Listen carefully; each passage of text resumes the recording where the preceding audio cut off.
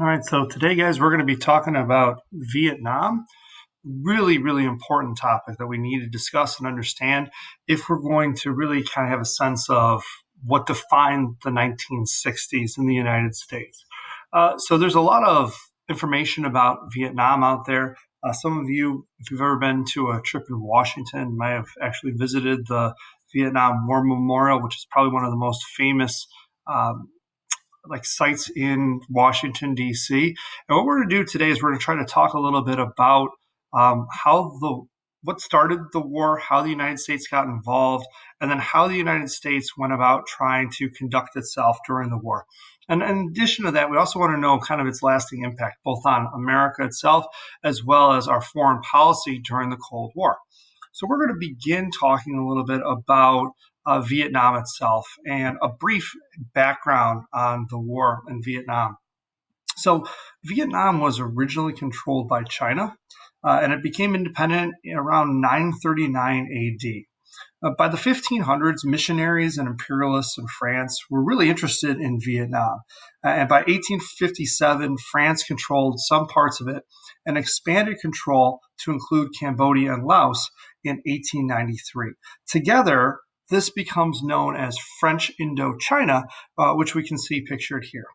Today it's kind of broken up, but this entire area, Laos, Cambodia, South Vietnam, and North Korea, was all controlled by the French. And they gained control of this area during that period of new imperialism that we'd been talking about earlier in the class. Now, that's really, really important because the French saw this as an important colony. Well, if we fast forward to World War II, all of a sudden now, because of Nazi control of France, also because of Japan invading parts of China and invading parts of Indochina, the French lose control of this empire in this particular colony. And so after Japan's defeat in World War II, the French want to reestablish control in Vietnam, but now they're meeting serious resistance by the people of Vietnam itself, who want to remain independent after World War II. Now, this is all part of a larger world event that's happening during this time period called decolonization. And one of the things after World War II was that there was this movement for all these colonies that had once belonged to these European countries to fight for their independence and fight for their freedom. Now, you would think that the United States would support that idea of independence. After all, we ourselves had been a colony, and so it seems like we would have sympathy for the Vietnamese people. But you have to understand the context of the time period. This is in the 1950s that this is going on, and the fall of China in 1949, the Korean War in 1950, and then, of course, the Second Red Scare that was happening in the United States made the American government officials look at this event and look at the struggle between France and Vietnam, not as a colonial war in which the people of Vietnam were trying to get their independence, but rather as part of a larger struggle for communism. And so what you have to realize is that some of the leaders who were fighting for independence within Vietnam, especially a leader who we'll talk more a little bit about called Ho Chi Minh, they had embraced communism. And so in a world in which we only kind of see the world divided between communism and democracy, the presence of any type of communist ideas in Vietnam made this struggle important to America's commitment to containment. And so what the United States does in the 1950s is we start to throw our money behind the French in this conflict. So much so that before the French withdraw and lose, we're going to be basically funding about 3/4 of France's war costs to essentially try to keep Vietnam under their power. Okay, so we also had another reason to try to support France and their struggle against Vietnam. And that's the fact that France was an important ally of the United States in the Cold War. They were part of NATO. And so we were afraid of not supporting them for maybe potentially losing that ally. And so we end up supporting the French in their struggle to maintain a colonial like empire, even though it goes against most of our values. But at this time period, we see communism as the greatest evil in the world. Now, eventually, the French are going to be defeated, and they're forced to withdraw in 1954. When that happens, Vietnam becomes divided. So what happens is they divide the country of Vietnam along something called the 17th parallel. And essentially, two different governments are established in North Vietnam and South Vietnam. Now, in the North Vietnam region, a communist government is established under the leadership of Ho Chi Minh. In the South, a government that isn't democratic, but isn't communist either, is established under the leadership of Ngo Dinh Diem. Now, even though this isn't a really truly democratic government, it is capitalist, and therefore we see it as the lesser of two evils. And so the United States kind of throws its support towards the South Vietnam government. Now, essentially what was supposed to happen is that after the Geneva Conference in 1955, Vietnam was supposed to hold elections in which the entire country would vote for which of these two governments they preferred, and ultimately the country would be reunified under that one government, whichever one was more popular. However, the United States started to see in this time period Vietnam as part of a larger struggle in the Cold War. And American policymakers feared that democratic elections would lead to communist influences in South Vietnam. Ho Chi Minh was way more popular than Diem. And so fearing that Diem would lose the election, the United States does not stop Diem's decision to cancel the elections. And so essentially, democracy is being pushed to the side in favor of trying to stop the spread of communism. Now, it's important to understand that Diem's government wasn't all that popular in the first place, even within the South Vietnam itself. Diem himself was more of a dictator than, say, a democratic leader. And he was pretty oppressive to some of his own people. Probably the group that was oppressed the most by the Diem regime was different religious groups, specifically Buddhists. So Diem was a Catholic, and he persecuted Buddhists within the country, so much so that there was this famous protest that took place in 1963, in which a Buddhist monk actually set himself on fire in the main streets of Saigon, the capital city of South Vietnam, in order to protest the Diem government and some of their policies. So this was a major red flag to the United States. It was a major red flag to everyone. And obviously this picture, which is you can see right here, was very, very powerful to the American public and to pretty much people around the world. But this is the government that the United States had kind of aligned with, for better or worse, because of our fear of communism. So how does the United States really start to get involved? The United States starts to get involved in 1955, and we start to, in 1955, to send in the first military advisors in Vietnam. And we do this under the presidency of Dwight D. Eisenhower, who justified his decision on the basis of something called the domino theory, which I'll talk about in a second. Now, these advisors weren't to go and directly fight, but rather train soldiers in South Vietnam so they could protect themselves from any potential threats from North Vietnam and hopefully help stabilize the Diem government. It is during this process that the United States is hoping that they can kind of persuade Diem and persuade the government of South Vietnam to institute a series of reforms that will make South Vietnam over time become more democratic. So this is a cartoon that depicts the domino theory. The domino theory essentially held that if one country in Asia falls to communism, then that might lead to the rest falling to communism as well, toppling over like dominoes. Now, Kennedy also plays a large role in the buildup in Vietnam as well. Now, by 1957, South Vietnamese rebels known as the Viet Cong began attacks on the South Vietnamese government of Diem.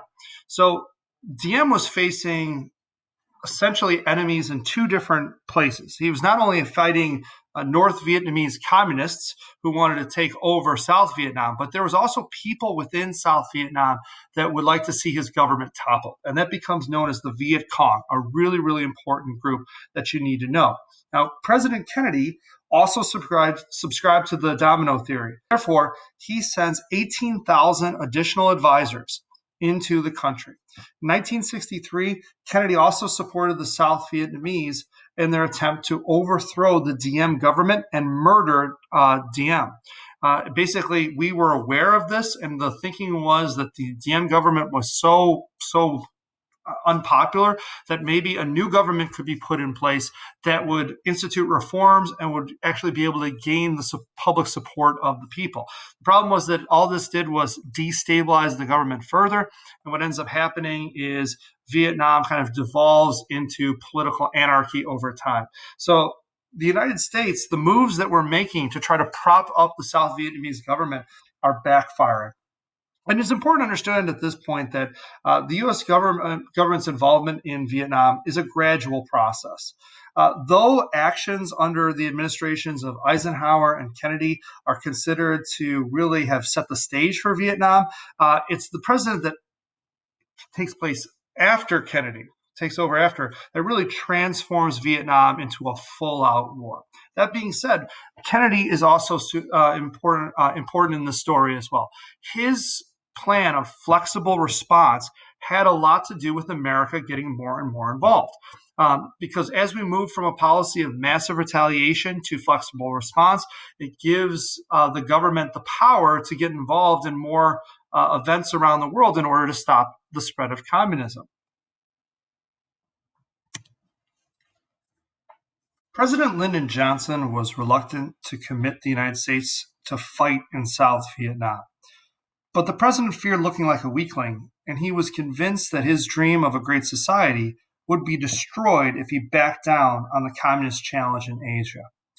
And so the president was kind of torn between action in Vietnam or to use more restraint.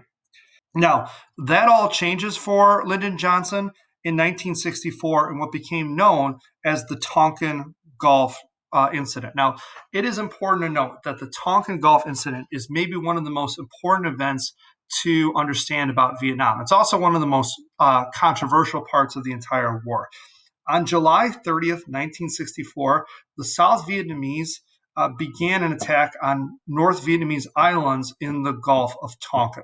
Now, the United States was not involved in that action, but an American destroyer ship known as the USS Maddox was ordered to simulate an air attack and in order to distract the North Vietnamese as well as collect intelligence for the South Vietnamese who were our ally.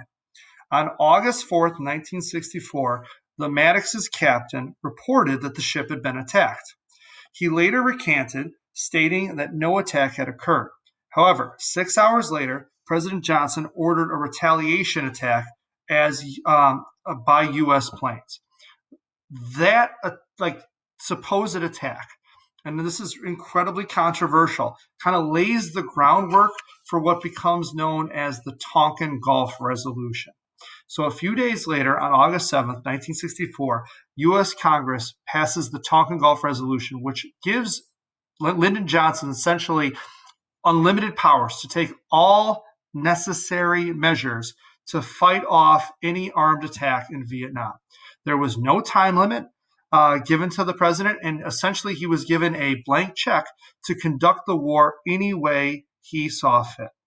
War was never declared at all, but the United States was now militarily committed to Vietnam. That's why sometimes you hear people refer to this as the Vietnam conflict as opposed to the Vietnam War, because while it was a war in every way, shape, or possible, it was never officially declared by our Congress. In February 1965, Johnson begins a massive bombing campaign against the North Vietnamese that becomes known as Operation Rolling Thunder. That operation will last for 2.5 years. We begin at first targeting military like sites as like retaliation for North Vietnamese attacks, but we quickly expand that bombing to hit anything that we think would help us win the war. The war is essentially on. Now, shortly after that, the first soldiers are going to arrive in Vietnam in 1965. And before you know it, there's going to be a gradual buildup of troops, of American troops in Vietnam. So let's talk a little bit about what made the Vietnam War different than maybe previous wars. And it starts with understanding who the soldiers were in Vietnam. So it's important to note that Vietnam was different than previous wars in the sense that, in previous wars, the average age of a soldier had been much, much older. So for example, World War II. In World War II, the average soldier was about 26 years old. That was not the case in Vietnam. In Vietnam, the average soldier was about 19, making it one of the youngest armies that America had ever put on the battlefield. Not only that, but the soldiers who fought in Vietnam were disproportionately minorities, as well as from like lower socioeconomic classes. And one of the reasons for that is the way in which they drafted or got people into service. So during Vietnam, they relied heavily on a draft. And in the beginning years of the war, they would draft like everyone, but you could get a deferment from the draft if you were in college. At this time period, most of the people that were going to college tended to be people from middle class to upper class families. They also tended to be a disproportionately number of people that were white. And as a result, you had like poorer Americans and minority groups that were going on and doing most of the fighting in Vietnam. Over time, there was a significant buildup of soldiers in Vietnam. So, like this chart shows like the number of American troops that are on the ground in Vietnam in any given year. And you can see in like the early years when it was just advisors that were in the country, there were very, very few Americans. In fact, actually, I don't think the first American death occurs until like 1961 during the Kennedy administration. But after the Tonkin Gulf resolution, you can see there's a huge jump from the number of soldiers that are in Vietnam in 1964 till immediately after. There's a call up of 100,000 troops, actually more than that in 1965, and then you can look at the peak of Vietnam. By 1968, there's over 500,000 troops in Vietnam. So we have more than 3 million Americans that are serving throughout the course of the Vietnam War, some of them doing multiple tours of duty. Okay, so let's talk a little bit about other things that made Vietnam like different than some of the other wars. One of the things that was different about Vietnam was that it was just an unconventional battlefield. Americans were fighting in terrain that they really hadn't fought in before. So Vietnam is a tropical landscape, and it was really defined by several different types of landscapes. It was, it had all these terraced landscapes that were full of rice paddies. They had dense jungles that were full of what we call elephant grass, which was like really, really thick grass that was hard to cut through and so dense that you literally couldn't see what was in front of you. This was especially difficult because your enemy could be like right nearby and you wouldn't be able to see them, which made it very dangerous and very difficult to fight in. And of course, it also made it easier for the enemy to hide. And so the landscape itself was very, very difficult for fighting in. In addition to that, Vietnam was different than other wars because of the nature of who the enemy was. And so this was not a traditional war that America was fighting. In most wars, there was a clear enemy. The United States was fighting maybe a traditional army of another country. But in Vietnam, not only was America fighting North Vietnam, which had a traditional army, but it was also fighting South Vietnamese rebels who were in South Vietnam and wanted to overthrow the government. Now, this was probably one of the biggest difficulties that American soldiers faced. So Viet Cong rebels were an indistinguishable enemy, which made it particularly difficult for the American forces that were in that country. Here they were trying to defend the South Vietnamese people, prop up their government, but there was people within South Vietnam that were working against them, and there was no way to determine who they could trust and who they couldn't. And so it created this paranoia among a lot of American soldiers. There was this question of when they went into a village, was this village full of like South Vietnamese people who supported them and who were there to help them? Or could there potentially be Viet Cong rebels living among that village and working within that village that could threaten the United States or even like injure or kill a soldier? Now, the Viet Cong worked within South Vietnam to essentially hurt American forces. Not only did they dig booby traps, they planted landmines, and on top of that, they built this elaborate tunnel system throughout parts of South Vietnam, which allowed them to use guerrilla warfare to pop out of the jungle, to attack or ambush American troops, and then to almost like magic disappear. And what happened is over time, American lives were lost again and again and again, and eventually affected morale and obviously made it difficult for Americans to know exactly how to measure victory and measure success in Vietnam. So what this leads to is unconventional styles of warfare. Like I said before, the Viet Cong used guerrilla warfare. There was no clear battle lines in Vietnam. And so as a result, the United States had to adapt to those tactics. They had to figure out a different way to fight their enemy. They were fighting a traditional army up north, but they were also fighting kind of an invisible army in the Viet Cong who were operating through South Vietnam. And so the United States essentially established a strategy in which they would not gauge success in Vietnam by territory. You know, when we were fighting in World War II, we measured how successful we were by how close were we to retaking Europe, how close were we to getting to Berlin. In the Vietnam War, you know, there weren't clear battle lines. And so we couldn't measure success based off of territory. So instead, the United States begins to emphasize body counts. And the way that we measure success in Vietnam is, are we killing more of them than they are killing of us? The problem with that is that the Vietnamese, the Viet Cong and the North Vietnamese were willing to sacrifice as many people as possible in order to win the war, because they didn't see the Vietnam War the way that Americans saw it. We saw it as a struggle against communism. But again, they saw it as a war for their independence. And so the United States settles on a strategy known as search and destroy. What we would essentially do is we would establish free fire zones. And we would warn all Vietnamese people, civilians and so on, to get out of an area, to evacuate an area, to leave their homes, to leave their farms. And then America would move into those areas and they would go on these search and destroy missions in which a group of Americans would go in, and their job was to hunt down the Viet Cong and try to destroy their supplies and obviously take as many POWs, or in some cases kill as many people as they possibly could. This strategy proved to be destructive in the long run. Since villages became the battlefields in Vietnam, civilian casualties were really, really high. We see this on a number of occasions, and search and destroy missions, as well as bombing raids by the United States, could end up killing civilians. Probably the most famous was the My Lai massacre, which took place in 1968, but the public didn't learn about it until much later.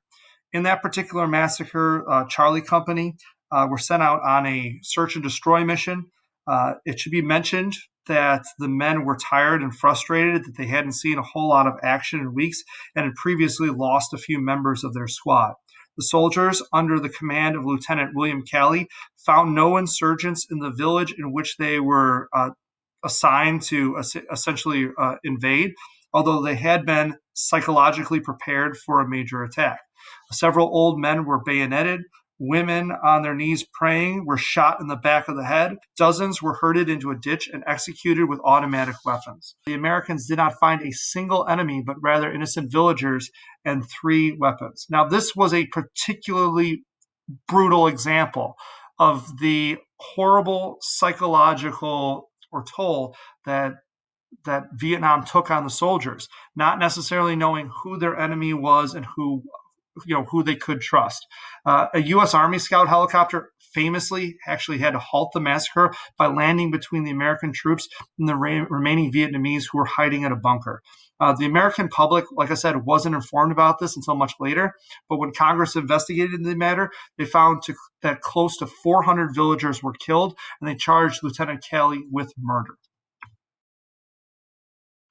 So, at what point did public opinion start to turn against the war?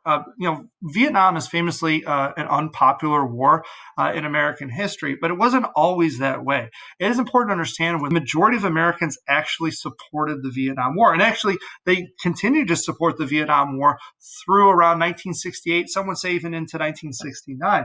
So what changed? Why did public opinion begin to turn against the Vietnam War?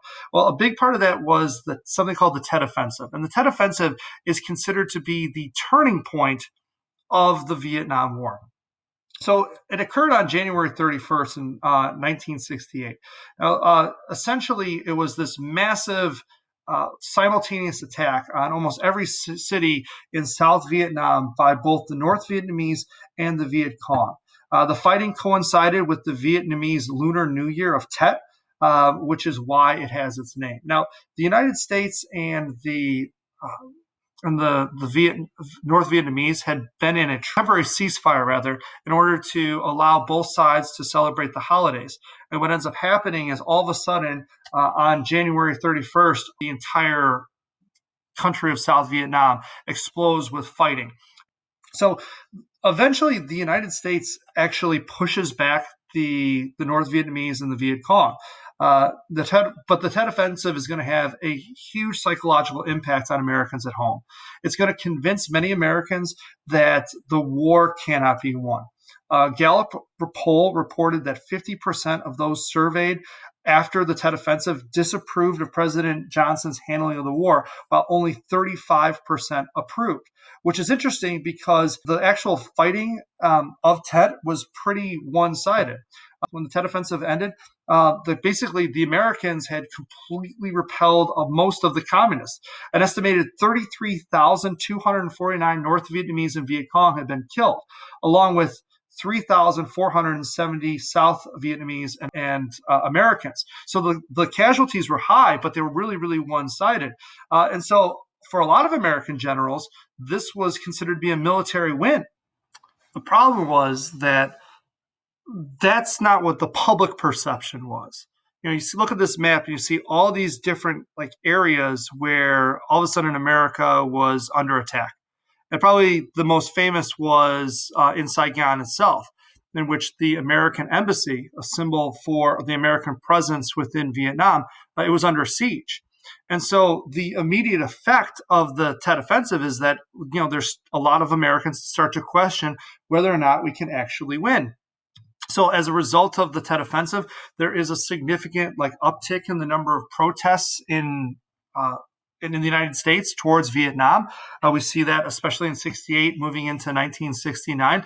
And the overall number of Americans who continue to support that war starts to decrease. It leads to what the book calls the credibility gap. Up until this time period, Americans been hearing over and over again that the end of the war is near. America's going to win this war any minute. The North Vietnamese, the Viet Cong, they're ready to collapse. But then all of a sudden, Americans on TV see these images from Vietnam in which all of a sudden the embassy is falling, there's attacks all over the country, and they start to question whether or not they can believe what the leaders of the country are telling them. So in 1968, the same year as the Tet Offensive, Lyndon Johnson surprises the country by announcing that he will not seek another term for re-election. And so this opens the door for new candidates. And in that 1968 election, Republican Richard Nixon, who claims to have a plan to end the war in Vietnam, ends up becoming the new elected president. Now, Nixon presided over as many years of the war in Vietnam as Johnson. In fact, actually, a third of the Americans who died in combat were killed during the Nixon presidency. But Nixon, during his election campaign, makes the pledge that he's going to find a way to have troops in Vietnam leave that country and still be able to maintain American honor. Now, Nixon's plan for American withdrawal is to gradually remove troops and start allowing more and more of America's responsibilities for defending South Vietnam to be turned over to actual South Vietnamese soldiers. And so he calls this process of gradual turnover to the South Vietnamese troops Vietnamization. And Nixon provided South Vietnamese army with new training, improved weapons, and by August of 1969, the first 25,000 U.S. soldiers returned home from Vietnam.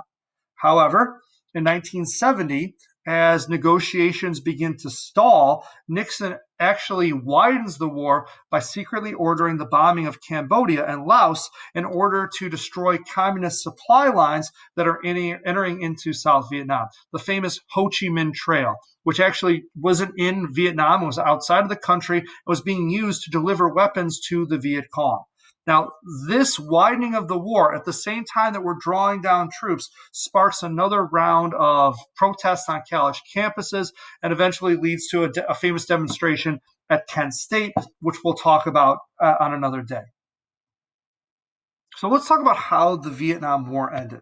So over the next 3 years, the number of American troops in Vietnam is going to drop significantly from 500,000 in 1968 to less than 25,000, while the war in Vietnam is going to continue to be fought. In late January 1973, the United States, South Vietnam, and the Viet Cong, as well as North Vietnam, sign a ceasefire agreement under which the United States agrees to withdraw from South Vietnam without any kind of commitment that North Vietnam will leave South Vietnam alone. Now, this agreement, which is negotiated by President Nixon and his Secretary of State, Henry Kissinger, is considered to be like a success of the time because it allows America to leave that country, save face, and withdraw with honor. However, even though Nixon tells the South Vietnamese government that he will bring American troops back in order to aid them if the North Vietnamese attack, there is really no guarantee from our Congress that the United States is going to do that. And so in 1975, when North Vietnam reinvades the South and attacks the South Vietnamese government, they're able to push the South Vietnamese army back and essentially take over the entire country, unifying all of South Vietnam under a communist regime. The most famous pictures that come out of this time period is the fall of Saigon, in which you can see right here a group of Americans from the embassy are hastily evacuating as quickly as they can as North Korean troops are moving into the city. So let's talk a little bit about how the Vietnam War affected different people.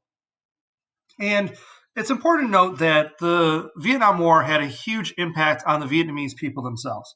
So some of the greatest cost of the war was the suffering that was borne out by the Vietnamese people. And we see this because their homes become essentially the battlefield for the war. Hundreds of thousands of South Vietnamese were displaced from their rural villages. Estimates point to at least 2 million Vietnamese lives, which were lost during the conflict. The Vietnamese countryside was completely ravaged by herbicides and bombs. Now, obviously, American soldiers were greatly impacted by the war as well. Vietnam is considered to be one of the longest wars in American history. It actually was just recently overtaken by the Afghanistan War.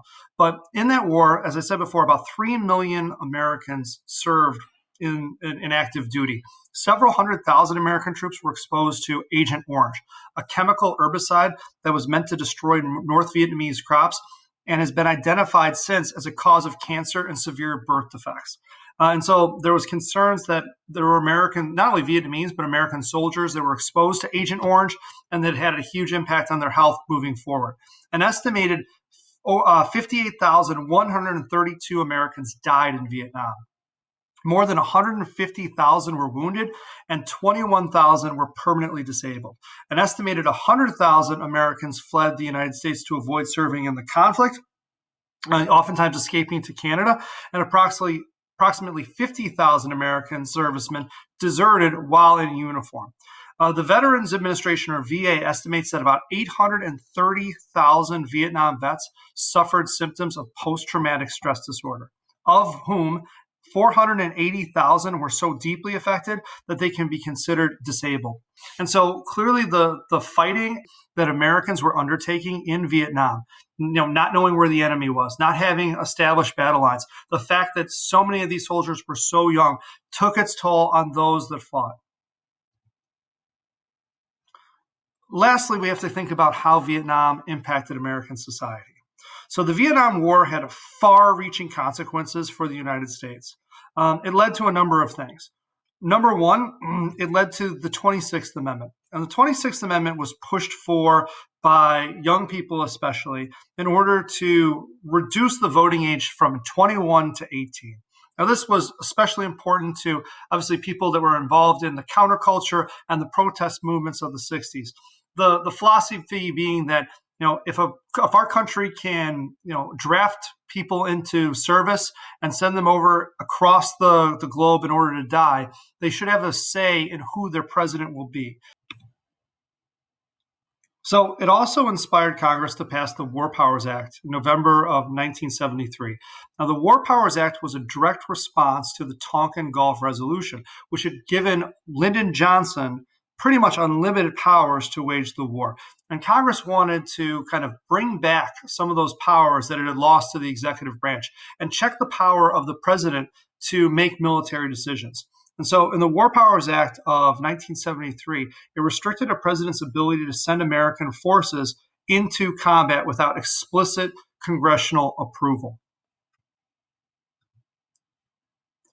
Perhaps the most important impact of Vietnam, however, other than the toll that it took on the American soldiers themselves, has to do with the way that it made us think about our country.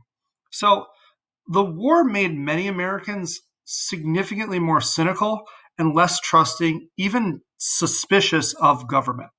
The fact that the government had told Americans that they were winning this war, and that the coverage on TV didn't seem to fit that, made a lot of Americans question whether or not the government was being honest with them. And that mistrust has really kind of persisted throughout our country's history. Since Vietnam, they are way more skeptical of our government. They're like the persistence of conspiracy theories today. A lot of it stems from Vietnam and this idea that the government is constantly keeping something from us. And this was even further made worse by the release of the Pentagon Papers, which detailed the fact that the government wasn't always honest, that they had doubts about whether they could win during the war. The Watergate, which comes shortly after this, further obviously created that suspicion in Americans, and so this was a significant moment in the way that we view our government.